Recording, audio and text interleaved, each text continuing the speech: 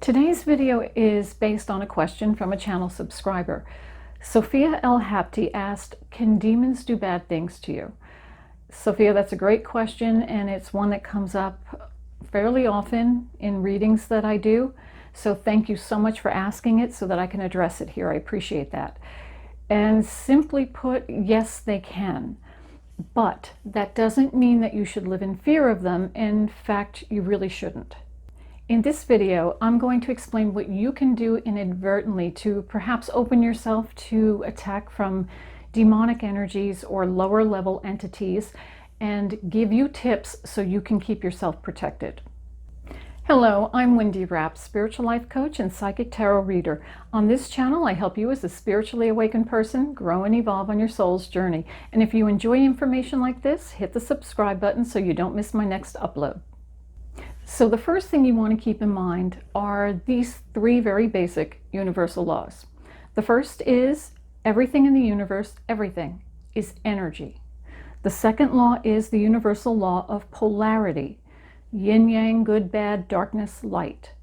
And the third law is energy attracts like energy, the law of attraction. So just keep in mind, there are as many lower level negative spirit entities around us in this world and in the universe as there are higher frequency loving energies and spirits that are around us. Don't know if that's going to comfort you or not. So what are the lower level spirit entities and demonic energies, and is there a difference between the two? Well, yes, there is. Lower level spirits are the scary side of spirits. Those are the souls of people who, when they were living on the earth plane, they had a very dark, nasty, negative energy. These are often people who committed crimes, who were very violent, who, when I say dark, negative energy, I want to make it clear, I'm not talking about people who are depressed or sad. I mean people who really were nasty human beings, people who loved inflicting harm, whether physical or emotional, on others. People who, when they were on the earth plane, got their power and their kicks out of being violent toward others. It made them feel powerful or intimidating. People who loved controlling other people and using fear to do it and intimidation to do it. So these souls, when they pass on, are often afraid of judgment that they're going to receive on the other side if they cross over. So they will stay earthbound. Now I want to make it clear before I go on, not all earthbound souls are scary or are to be feared or have this kind of energy. All different souls stay earthbound for all different reasons. Sometimes they're simply confused, sometimes they're staying because they want to help loved ones. There's all different reasons for it. So just because a spirit is earthbound does not make them a lower level spirit or energy. It does not make them one of these darker energies. I do want to make that really, really clear. So these lower level dark energies, who these souls who stay earthbound, are here because they're afraid of judgment, but also because they get their kicks out of harassing and creating chaos in people's lives. When they do that, these are usually the spirits we think of when we see places that are haunted and the family's really being disrupted, and they create anxiety and fear in everyone. And they're doing it intentionally because they are feeding off of that fear and that anxiety. They rarely do any true physical harm.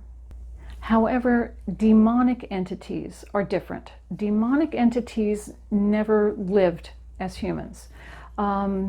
These beings have never had human physical form.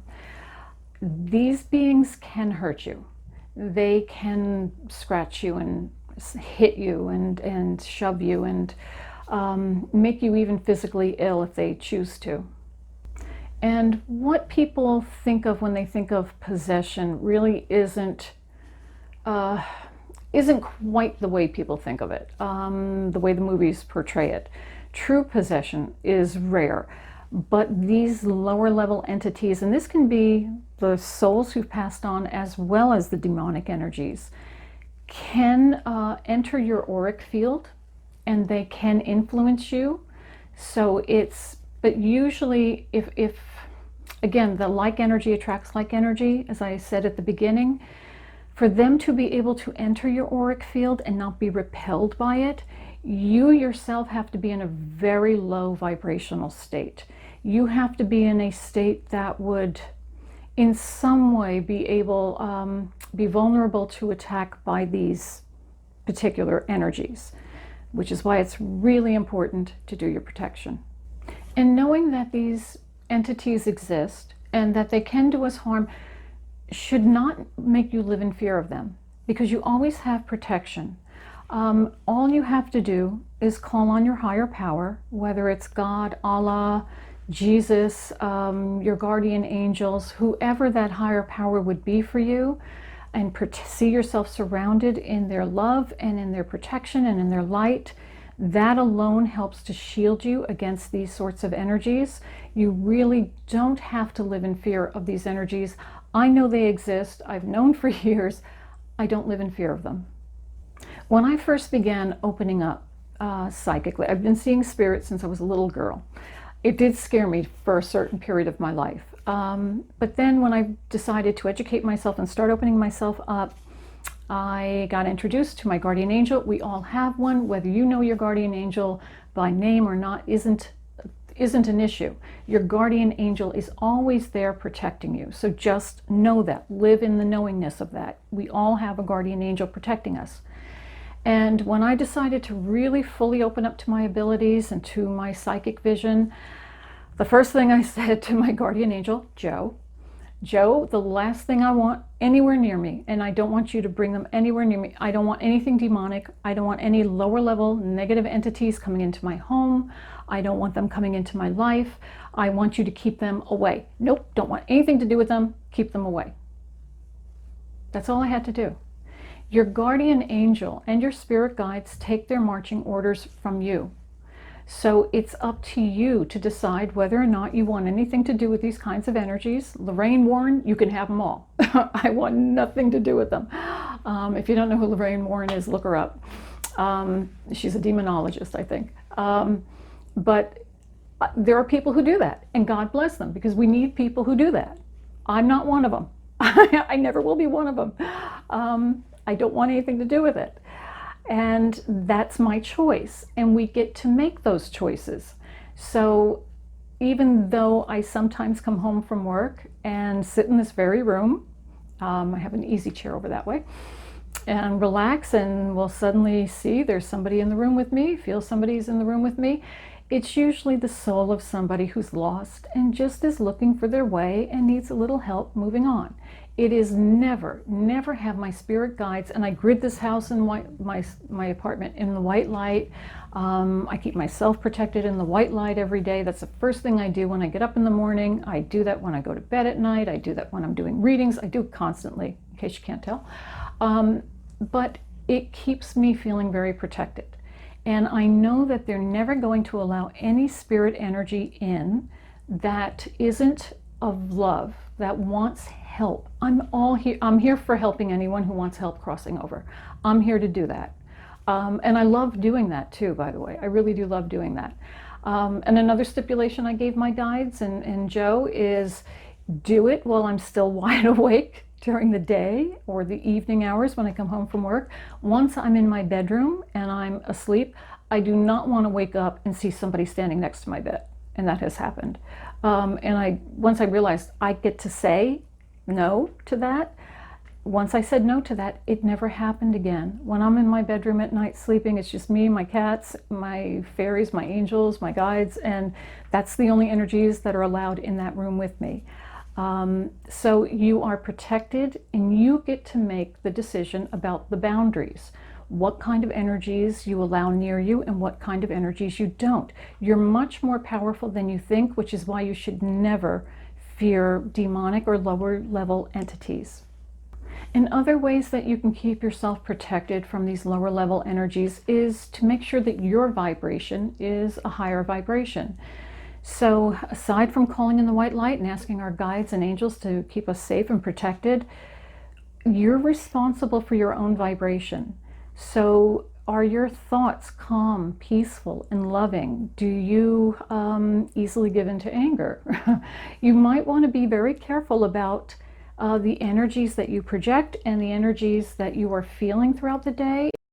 If you're feeling like there's certain issues you need to work on, now I'm not saying if you have a burst of anger, you're going to attract anything negative. I mean, people who go out and they just hate everybody, and they hate the world, and they hate this group, and they hate that group. If you're filled with hatred, you're going to attract energies that really like that kind of energy. But if you have an issue with someone or you're upset about something, working through it is not the same as hanging on to true anger and true hatred. So fill yourself with calm, peaceful energy. It's something we all need to do. We need to release the energies that don't serve us. We need to work through them. Don't worry. If you have a bad thought, you're not going to suddenly attract anything negative in. It doesn't work that way. It's living the energy. It's putting that energy out into the world. If you're a nasty human being and that's the energy you're projecting, that's the kind of energy you're going to find coming back at you, both with people and with spirit. So be careful about the energies that you possess, that you project. Keep yourself in as calm a state as you can. I know it's hard in this world sometimes, but do your best every day to ground those energies, to send them to Mother Gaia to be healed, and to work on whatever the issues are within you, but to see others in a very loving way. Trust me, love is the one energy that really will repel, and I mean repel, anything negative, nasty, and dark. You want to repel it, work on being a more loving person. And when it comes to hatred, I also mean self-hatred. So if you're somebody who's always beating yourself up, who feels unworthy, who feels you're not good enough, or you're never going to, amount to anything, that sort of thing, first of all, I would say find a good therapist to work with. But you are a spark of the divine. We are all worthy. We are all worthy of divine love. We are all worthy of good things in our life. But if you cave to those feelings and you don't work through them, or if you give in to addictive energies like drugs or alcohol, and you use those kinds of things in excess, I'm not talking about occasionally using something, I'm talking about in excess, true addiction. That can lower your vibration in a big way, and that can leave you open to being influenced by lower level energies. So be really careful with your own thoughts and also with any addictions. As spiritually awakened people, we need to be aware that there are negative energies and entities out there, just as there are higher loving vibrational energies out there who are willing to protect us and to be with us, looking after us. So we need to be aware, but we shouldn't live in fear. Again, I've never had any kind of an issue. I've seen ghosts my whole life. I've run into some grumpy spirits who passed because of circumstances that they weren't happy about, but that's the worst I've ever seen. So, I've never had anything harm me in all my years, even before I was psychically aware and able to really know how to protect myself, because my own energy was not of that vibration. So I know that was protecting me, and I know Joe was protecting me anyway, but so you have nothing to be afraid of. You have nothing to be afraid of. I would say definitely make sure, if you are feeling that there might be something around that's making you feel uncomfortable, then just call in your spirit team, call in your guides, your guardian angel, and surround yourself in the white light. Call in Archangel Michael. I often ask Archangel Michael to come in when I'm doing a crossing, Archangel Michael and Archangel Raphael to help with that. So don't be afraid to call on even higher energies and powers to come in. And again, God, Jesus, Allah, whoever it is that makes you feel comfortable, that gives you protection, call them in on a daily basis to ask for their protection. I do that every day. And be mindful of your thoughts. Be mindful not to engage in any ill wishing of others, or sending hate or negative juju, negative vibes to other people. And I don't mean spells when I say juju. I just mean negative thoughts. That your thoughts are things. Your thoughts possess energy. So be really careful of the energies that you send to other people. Always send forgiveness and healing. And whatever you do, please, please don't play with Ouija boards. They are definitely a gateway, a very easy gateway for negative, lower level energies to access. And once you open that door, it's really difficult to remove them. So whatever you do, please, Ouija boards are not a game. Don't use them. There's a whole protocol, and no, I'm not going to teach that protocol on my channel. Sorry, I'm not going to teach it. There are too many people out there who don't know what they're doing and who are not fully protected, and it really is not a game. So whatever you do, don't play with Ouija boards. Sophia, I hope that answered your question for you. And if you have any other questions regarding this material, feel free to leave it in the comment section below. I'll see it and I'll address it for you, okay? And if anyone else has any questions or comments on this material or any other topic, leave it in the comment section and I'd be happy to answer those questions for you.